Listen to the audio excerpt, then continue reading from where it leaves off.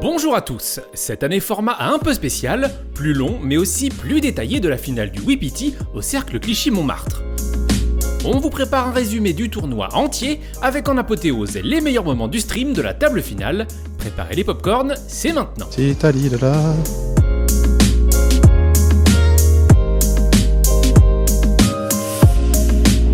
Allez, les whips et les team pros sont là, il est temps de faire l'appel. Fred Shaw, Présent.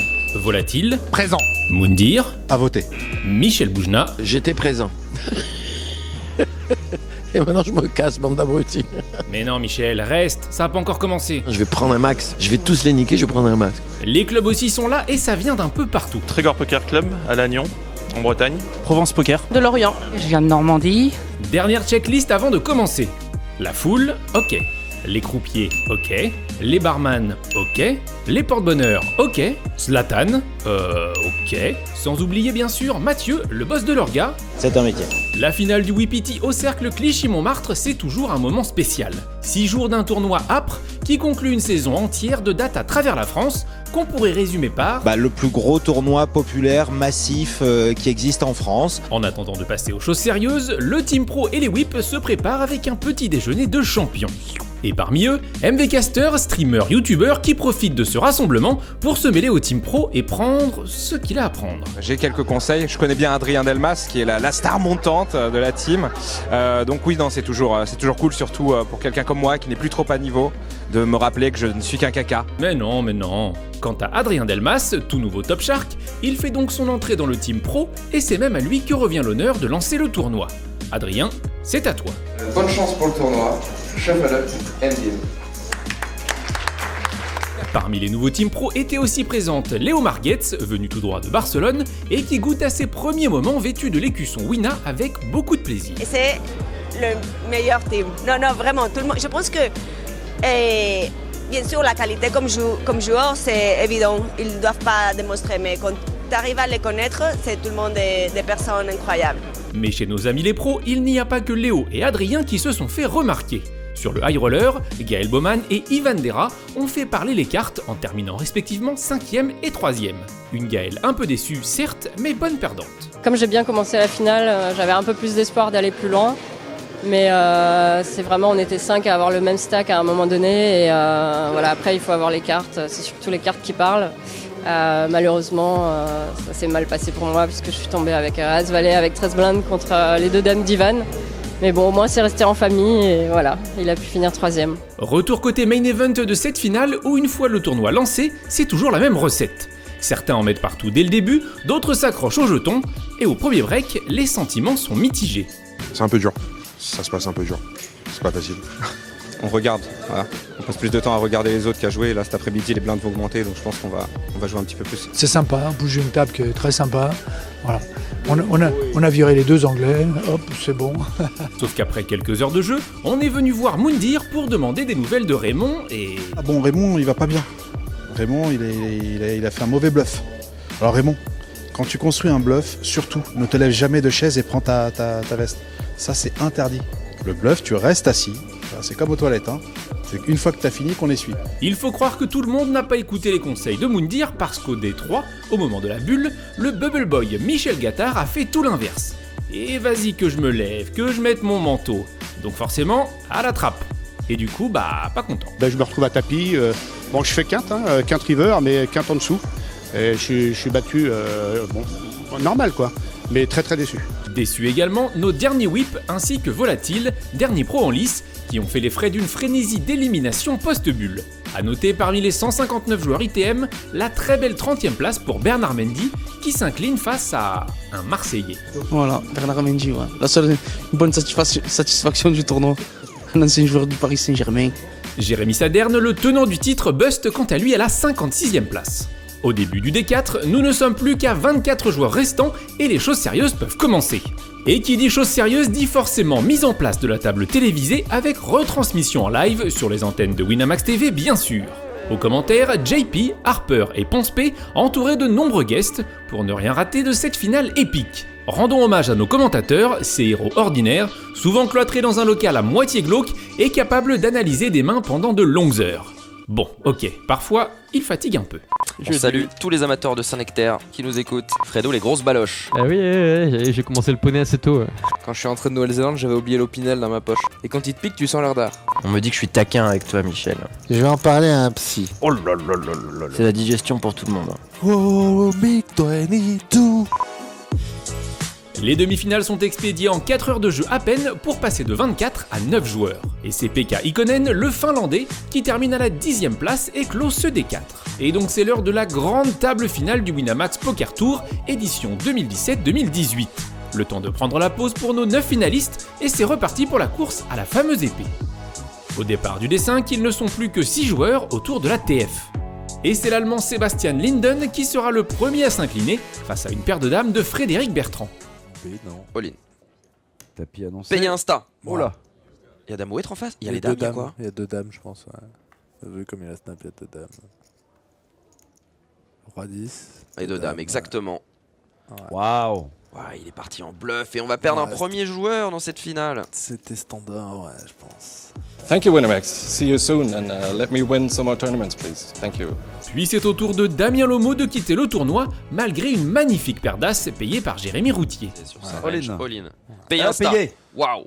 Waouh. Visiblement. Il a pris une horreur. Il a pris une horreur là. Brelan de 7. Brelan de 7 contre 2 as. Wow. Ah non, 7 et 8. Oh bah ça va. Ah bah on joue alors. Ça va, on joue. On joue les dames, les as, ou run pair.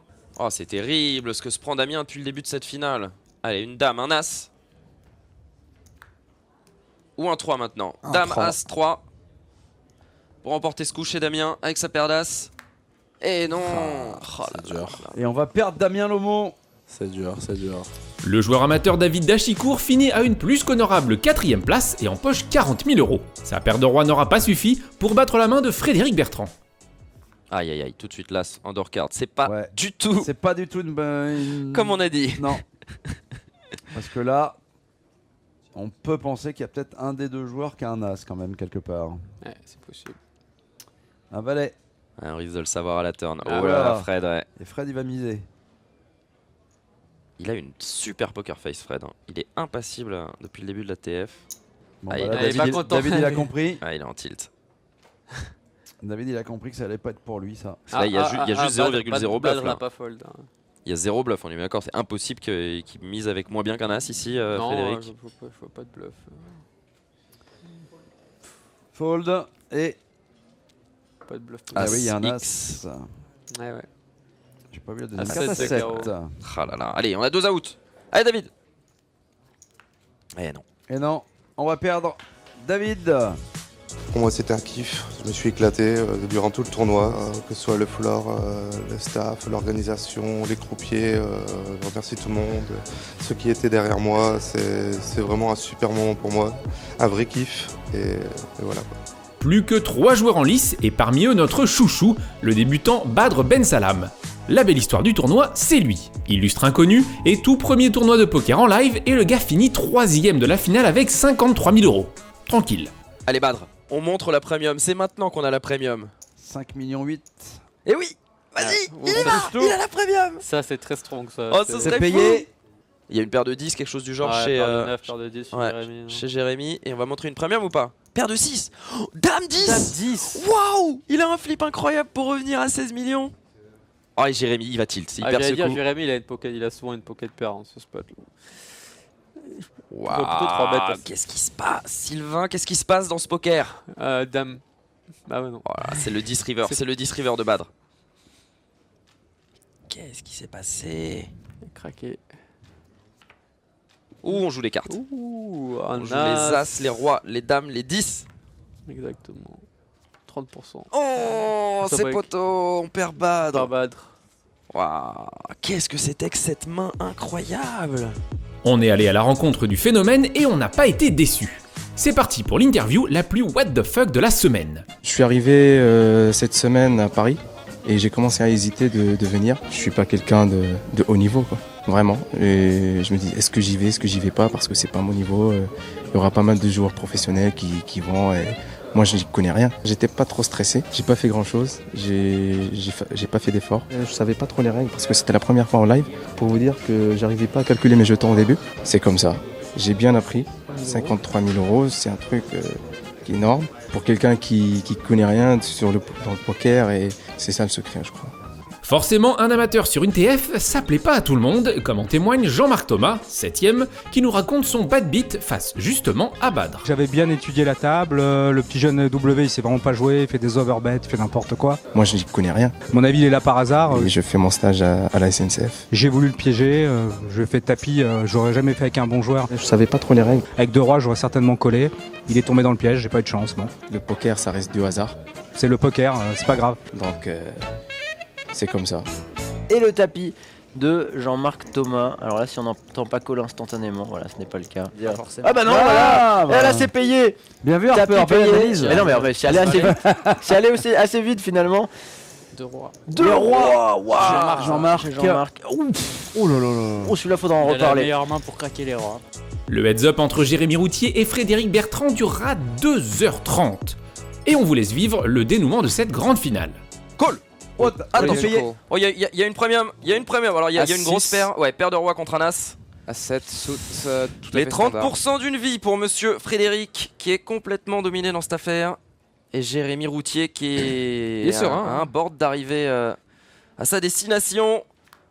8-6-3, c'est bien parti. Il va falloir un as pour Frédéric Bertrand ou une quinte providentielle. Attention à cette turn. C'est un 10. On joue les 9 maintenant. Un as ou un 9 pour Frédéric Bertrand, où nous avons notre nouveau vainqueur. Et c'est une dame, c'est gagné. Jérémy Routier, il l'avait annoncé, il l'a fait. On tient le 7ème champion du Winamax Poker Tour. Le Clermontois Frédéric Bertrand finit donc 2ème sur 1262. Il repart avec 73 000 € et il a encore du mal à s'en remettre. Je suis très content, ouais. Non, c'est énorme. C'est énorme. J'imagine pas en fait. J'imagine pas. Ouais, c'est magnifique. C'est magnifique. C'est ma plus grosse perf. Voilà, c'est ouf. C'est donc le Parisien Jérémy Routier qui décroche la fameuse épée et le petit, ou plutôt le gros chèque de 100 000 €. Et la grosse émotion qui va avec. Ah, c'est génial, ouais, c'est ma plus grosse victoire, plus grosse perf, plus gros chiffre, plus gros run. Enfin, j'ai marché sur l'eau carrément tout ce tournoi. Bon, c'est fabuleux quoi. J'ai jamais eu un tel run quoi. Non, c'est cool. C'est vrai que c'est bien cool. Et cette victoire, Jérémy, il tenait à la dédier à un certain Lolo. Moi je dédie carrément cette victoire à Laurent Polito. Hein. Je lui ai toujours dit que si je faisais un gros truc un jour, c'était pour lui. Lolo, c'est pour toi quoi. C'est clair, ce type, c'est un génie, super sympa. Donc c'est grâce à lui que j'en suis là quoi.